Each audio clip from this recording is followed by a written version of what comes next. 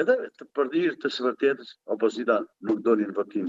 Dolën vetëm ata njerëz të ndershëm demokratë, ata qendrestar të vërtet që më mbështeten mua. Ndërsa në masivitet Partia Demokratike nuk doli në votim. Kjo është shumë e qartë, sepse kandidati përpara meje ka marrë 10.000 vota. Ku janë votat e demokratëve? Pra, nuk kishte një mbështetje ashtu si u paraqit në fillim kjo formullë. Pra, që të mbështetim nga opozitën. Adriatic Klaba sot nuk fare, Agron Shej nuk, këta vetëm ulorasin në për ekranet tuaja, bëjnë thua ti që këta janë më të devotshmit e tjera. Këtu opozita shqiptare ka problemet e veta.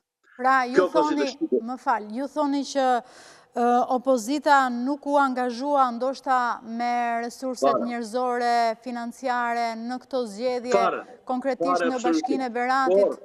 Po, është vërtet, por unë nuk mund të përjashtoj edhe ndihmën e njerëzve të thjeshtë, edhe të deputetëve, Zia Ismaili dhe Enur Boza. Nuk mund të them që s'më mbështet.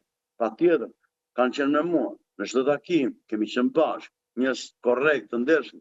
Por këtu problemi është se ata kanë probleme midis njëri tjetrit, ata kanë probleme klanën. Kryetari i Partisë Demokratike të Beratit sa unë erdha këtu për të kandiduar dha dorëheqje.